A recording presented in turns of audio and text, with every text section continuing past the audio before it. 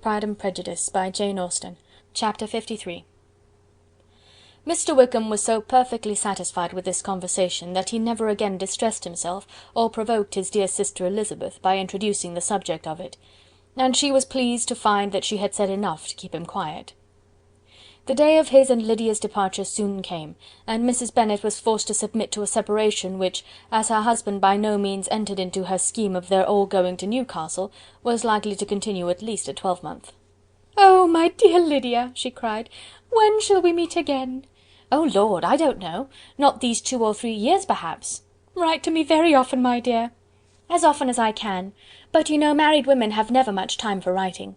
My sisters may write to me. They will have nothing else to do." Mr. Wickham's adieus were much more affectionate than his wife's.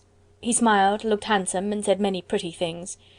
"He is as fine a fellow," said Mr. Bennet, as soon as they were out of the house, "as ever I saw. He simpers and smirks and makes love to us all. I am prodigiously proud of him. I defy even Sir William Lucas himself to produce a more valuable son-in-law." The loss of her daughter made Mrs. Bennet very dull for several days. "I often think," said she, "that there is nothing so bad as parting with one's friends. One seems so forlorn without them." "This is the consequence, you see, madam, of marrying a daughter," said Elizabeth. "It must make you better satisfied that your other 4 are single." "It is no such thing. Lydia does not leave me because she is married, but only because our husband's regiment happens to be so far off. If that had been nearer, she would not have gone so soon." But the spiritless condition which this event threw her into was shortly relieved, and her mind opened again to the agitation of hope, by an article of news which then began to be in circulation. The housekeeper at Netherfield had received orders to prepare for the arrival of her master, who was coming down in a day or two, to shoot there for several weeks. Mrs. Bennet was quite in the fidgets. She looked at Jane, and smiled and shook her head by turns. "Well, well, and so Mr. Bingley is coming down, sister," for Mrs. Phillips first brought her the news. "Well, so much the better. Not that I care about it, though. He is nothing to us, you know, and I am sure I never want to see him again. But, however, he is very welcome to come to Netherfield if he likes it, and who knows what may happen? But that is nothing to us. You know, sister, we agreed long ago never to mention a word about it. And so, is it quite certain he is coming?" "You may depend on it," replied the other, "for Mrs. Nicholls was in Meryton last night. I saw her passing by, and went out myself on purpose to know the truth of it, and she told me that it was certain true. He comes down on Thursday at the latest, very likely on Wednesday. She was going to the butcher's, she told me, on purpose to order in some meat on Wednesday, and she has got 3 couple of ducks, just fit to be killed." Miss Bennet had not been able to hear of his coming without changing colour. It was many months since she had mentioned his name to Elizabeth, but now, as soon as they were alone together, she said, "I saw you look at me to-day, Lizzy, when my aunt told us of the present report, and I know I appeared distressed, but don't imagine it was from any silly cause. I was only confused for the moment, because I felt I should be looked at. I do assure you that the news does not affect me either with pleasure or pain. I am glad of one thing, that he comes alone, because we shall see less of him. Not that I am afraid of myself, but I dread other people's remarks." Elizabeth did not know what to make of it. Had she not seen him in Derbyshire, she might have supposed him capable of coming there with no other view than what was acknowledged, but she still thought him partial to Jane, and she wavered as to the greater probability of his coming there with his friend's permission, or being bold enough to come without it. "Yet it is hard," she sometimes thought, "that this poor man cannot come to a house which he has legally hired without raising all this speculation.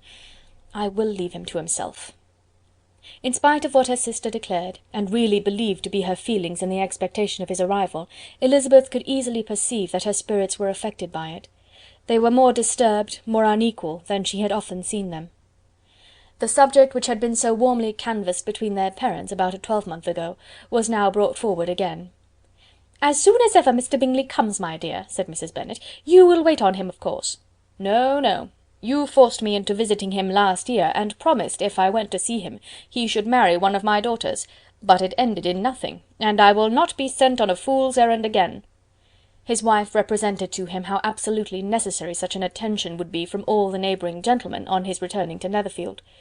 "'Tis an etiquette I despise," said he. "If he wants our society, let him seek it. He knows where we live. I will not spend my hours in running after my neighbours every time they go away and come back again." Well, all I know is, that it will be abominably rude if you do not wait on him. But, however, that shan't prevent my asking him to dine here, I am determined. We must have Mrs. Long and the Gouldings soon, that will make 13 with ourselves, so there will be just room at table for him." Consoled by this resolution, she was the better able to bear her husband's incivility, though it was very mortifying to know that her neighbours might all see Mr. Bingley, in consequence of it, before they did. As the day of his arrival drew near, "I begin to be sorry that he comes at all," said Jane to her sister. "It would be nothing. I could see him with perfect indifference, but I can hardly bear to hear it thus perpetually talked of. My mother means well, but she does not know, no one can know, how much I suffer from what she says. Happy shall I be when his stay at Netherfield is over." "I wish I could say anything to comfort you," replied Elizabeth, "but it is wholly out of my power. You must feel it, and the usual satisfaction of preaching patience to a sufferer is denied me, because you have always so much." Mr. Bingley arrived. Mrs. Bennet, through the assistance of servants, contrived to have the earliest tidings of it, that the period of anxiety and fretfulness on her side might be as long as it could. She counted the days that must intervene before their invitation could be sent, hopeless of seeing him before. But on the 3rd morning after his arrival in Hertfordshire, she saw him from her dressing-room window enter the paddock and ride towards the house. Her daughters were eagerly called to partake of her joy. Jane resolutely kept her place at the table, but Elizabeth, to satisfy her mother, went to the window. She looked, she saw Mr. Darcy with him, and sat down again by his sister. "There is a gentleman with him, mamma," said Kitty. "Who can it be?"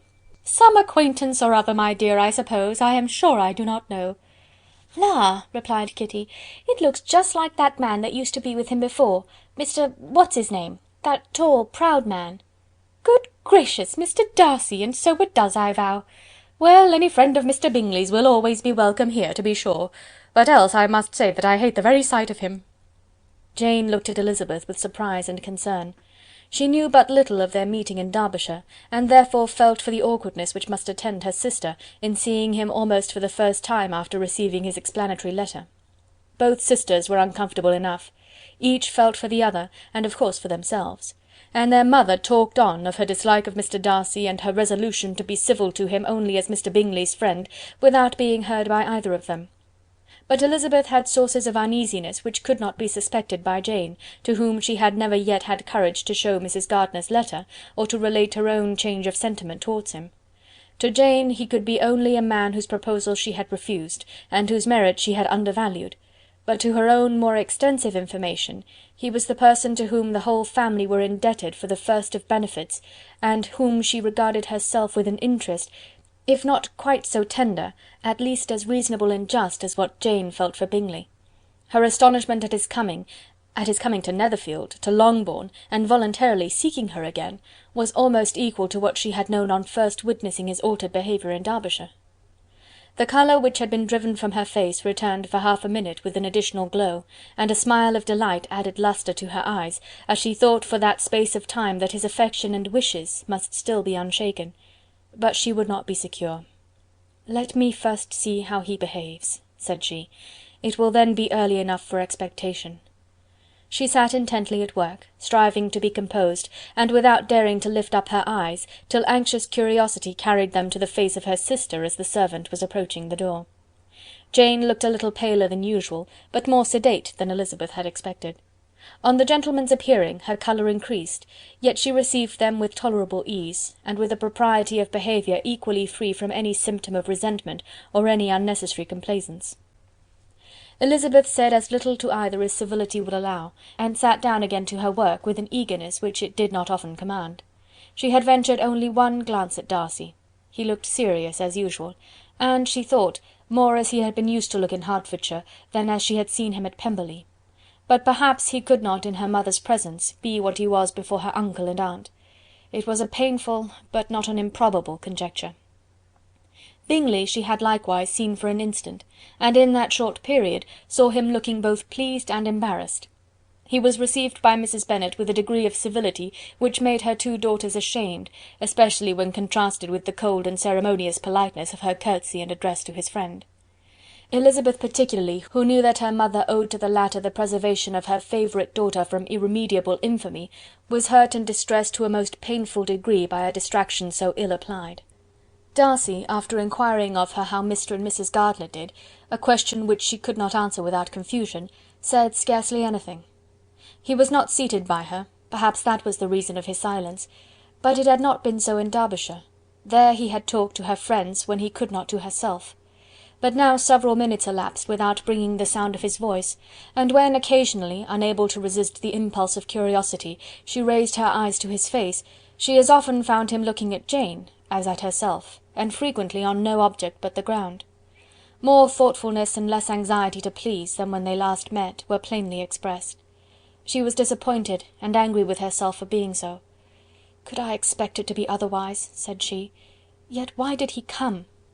She was in no humour for conversation with any one but himself, and to him she had hardly courage to speak. She inquired after his sister, but could do no more. "It is a long time, Mr. Bingley, since you went away," said Mrs. Bennet.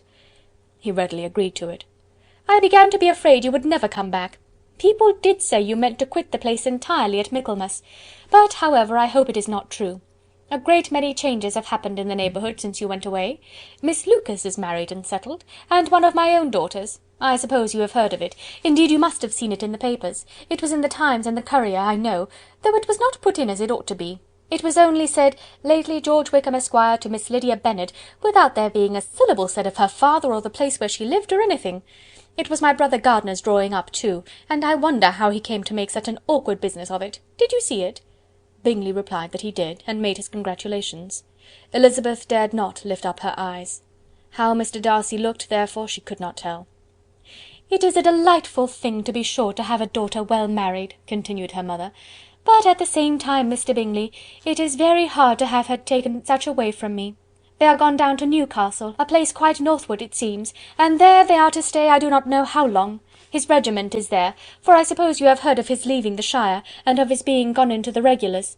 Thank heaven he has some friends, though perhaps not so many as he deserves." Elizabeth, who knew this to be levelled at Mr. Darcy, was in such a misery of shame that she could hardly keep her seat. It drew from her, however, the exertion of speaking, which nothing else had so effectually done before, and she asked Bingley whether he meant to make any stay in the country at present. A few weeks, he believed. "When you have killed all your own birds, Mr. Bingley," said her mother, "I beg you will come here and shoot as many as you please on Mr. Bennet's manor. I am sure he will be vastly happy to oblige you, and will save all the best of the coveys for you." Elizabeth's misery increased, at such unnecessary, such officious attention. Were the same fair prospect to arise at present as had flattered them a year ago, everything, she was persuaded, would be hastening to the same vexatious conclusion. At that instant she felt that years of happiness could not make Jane or herself amends for moments of such painful confusion. "The first wish of my heart," said she to herself, "is never more to be in company with either of them. Their society can afford no pleasure that will atone for such wretchedness as this. Let me never see either one or the other again." Yet the misery for which years of happiness were to offer no compensation, received soon afterwards material relief from observing how much the beauty of her sister rekindled the admiration of her former lover. When first he came in, he had spoken to her but little, but every 5 minutes seemed to be giving her more of his attention. He found her as handsome as she had been last year, as good-natured and as unaffected, though not quite so chatty. Jane was anxious that no difference should be perceived in her at all, and was really persuaded that she talked as much as ever, but her mind was so busily engaged that she did not always know when she was silent. When the gentlemen rose to go away, Mrs. Bennet was mindful of her intended civility, and they were invited and engaged to dine at Longbourn in a few days' time. "You are quite a visit in my debt, Mr. Bingley," she added, "for when you went to town last winter, you promised to take a family dinner with us as soon as you returned. I have not forgot, you see, and I assure you, I was very much disappointed that you did not come back and keep your engagement." Bingley looked a little silly at this reflection, and said something of his concern at having been prevented by business. They then went away. Mrs. Bennet had been strongly inclined to ask them to stay and dine there that day, but, though she always kept a very good table, she did not think anything less than 2 courses could be good enough for a man on whom she had such anxious designs, or satisfy the appetite and pride of one who had 10,000 a year. Chapter 53.